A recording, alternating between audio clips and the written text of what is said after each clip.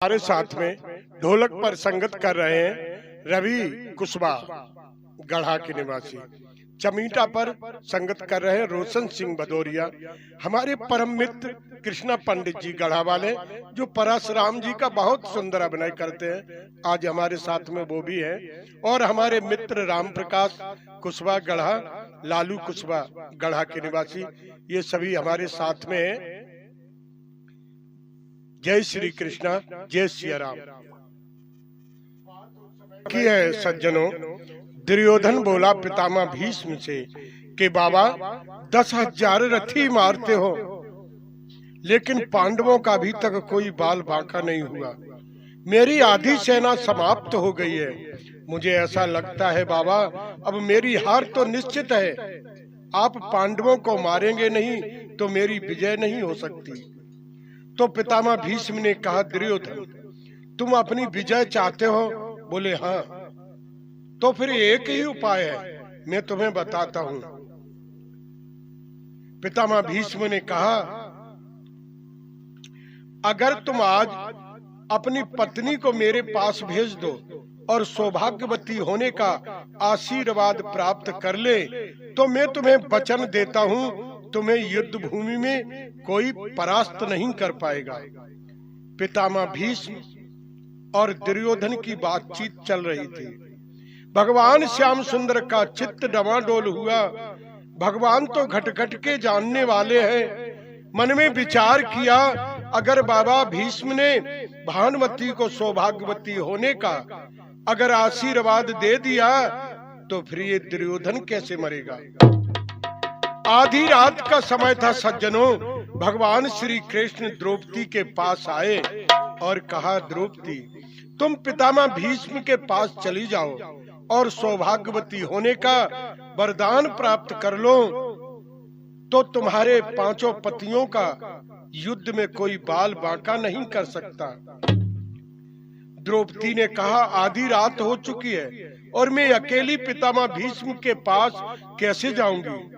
अगर आप साथ में चलें तो मैं चल सकती हूँ। तो भगवान कृष्ण ने एक गोपी का रूप बनाया। आगे आगे चलते हैं, पीछे से द्रौपदी। पितामह भीष्म ने दिन भर युद्ध किया। अब भगवान की समाधि में लीन होने वाले थे, तब तक क्या दृश्य देखते हैं पितामह भीष्म। आधी रात की बेला थी और भीष्म की लगी समाधि थी।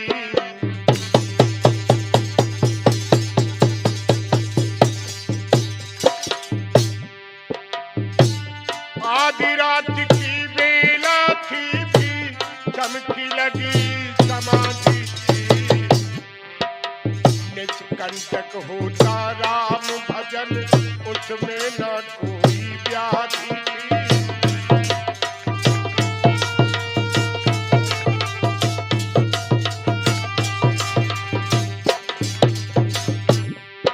होने पर गति समाधि आई, तब अजब दृश्य दिखलाया है।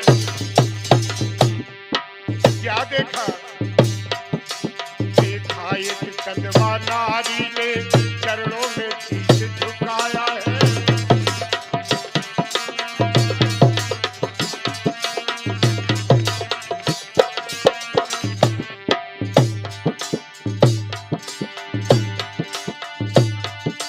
अब समझा भीष्म पितामह ने एक नारी शीश झुकाती है। जिसके तन की सुंदर सारी सदवापन को दर्शाती है।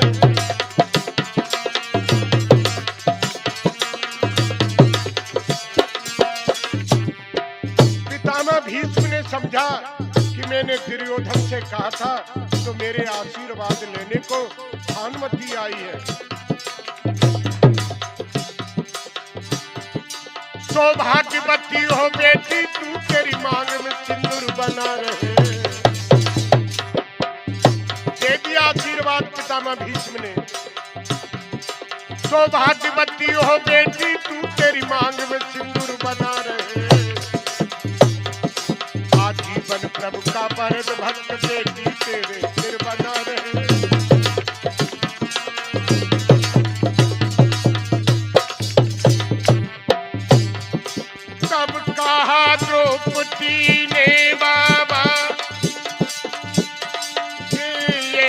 साथ होगा कैसे,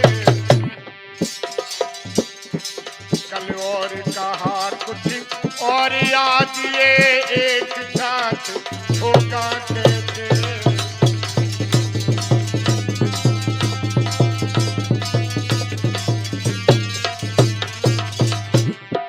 द्रौपदी ने कहा बाबा मुझे सौभाग्यवती का वरदान दे रहे हो?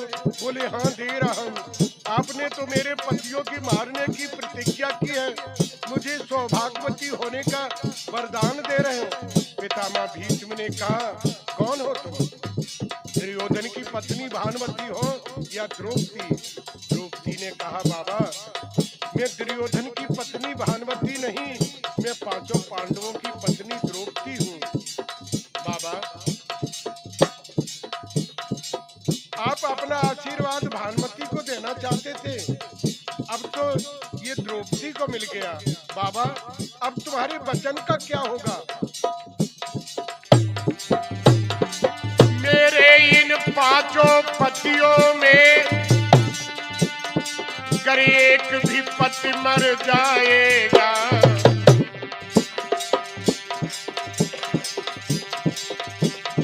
मेरे घर पांचों पतियों में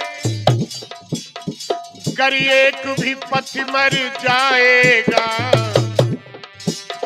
तो सत्य सिंधु का एक वचन निश्चित झूठा हो जाएगा।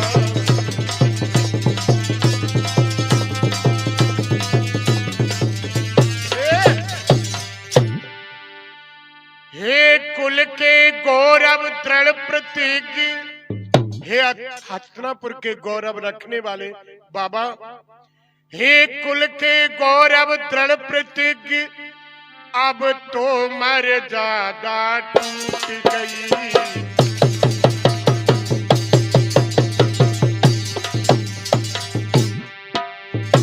कुल के गौरव दृढ़ प्रतिज्ञ, अब तो मर्यादा टूट गई। सुन बाबा के हाथों से तुलसी की माला टूट गई।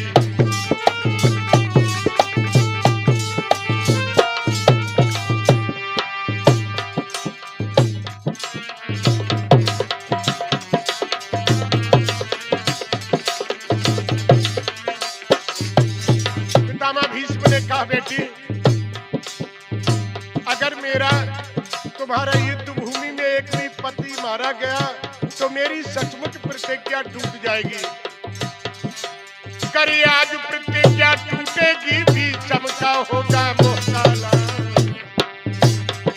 कुछ बतला दो इतना बेटी है कौन तुम्हें लाने वाला।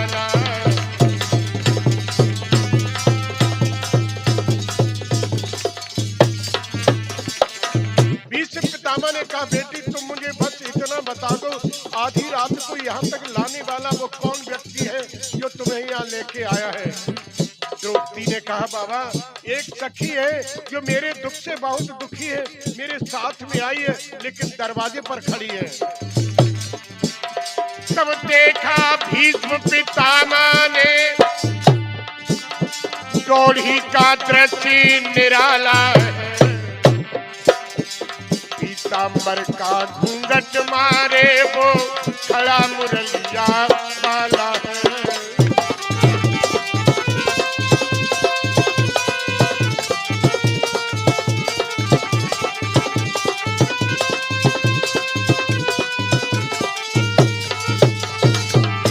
भीष्म पितामह कहने लगे अरे माखन चोर कन्हैया, अरे माखन चोर कन्हैया, तुम्हारी चोरी की आदत अभी तक नहीं गई। तुमने किसी को नहीं छोड़ा, आज तुमने मुझे भी नहीं छोड़ा। माखन चोर कन्हैया,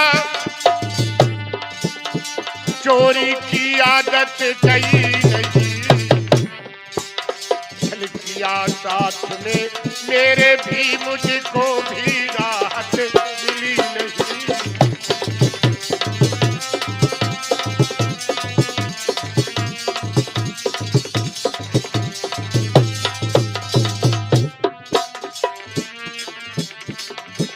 तो याद रखो कृष्ण, तुमने मुझे भी नहीं छोड़ा, लेकिन तुमने जो प्रतिज्ञा की है कि महाभारत के युद्ध में अस्त्र नहीं उठाऊंगा, लेकिन आज ये भीष्म प्रतिज्ञा करता है कि कल के युद्ध भूमि में तुम्हें अस्त्र उठाना पड़ेगा। महाभारत में एक पंक्ति आती है, कृष्ण पंडित जी, भीष्म पितामह कहते हैं, जो मैं हरि को चक्र ने कहाऊं, जो मैं हरि को चक्र ने कहाऊं, जो मैं हरि को चक्र ने कहाऊं, तो मैं शांतनु सुत ने कहाऊं।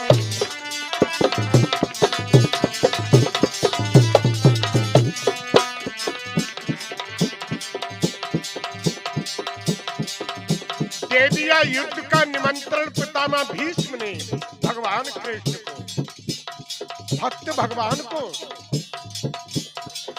निमंत्रण दे रहा युद्ध का।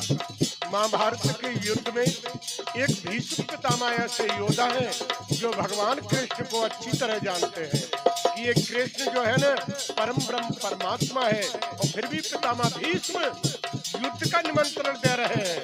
भक्त और भगवान के बीच की लड़ाई है सज्जनों। संसार में मानव दो तरीके के होते हैं, एक गरी की तरह, एक नारियल की तरह, और एक पेड़ की तरह। भीष्म पितामह नारियल की तरह। नारियल जो होता है ऊपर से कठोर होता है, लेकिन भीतर मुलायम गरी होती है, जिसे आप खा सकते हैं। और एक बेर की तरह होता है, ऊपर से तो मुलायम दिखाई देता है, लेकिन भीतर उसके गांठ होती है, सबसे खतरनाक है। लेकिन पितामह भीष्म तो नारियल की तरह है सज्जनों। मन ही मन में क्या विचार कर रहे हैं पितामह भीष्म?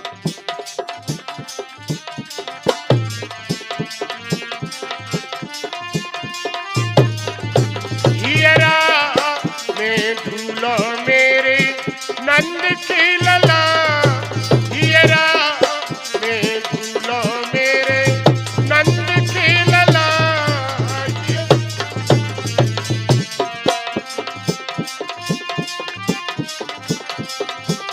बाकी सूरत पर दिल है फिदा,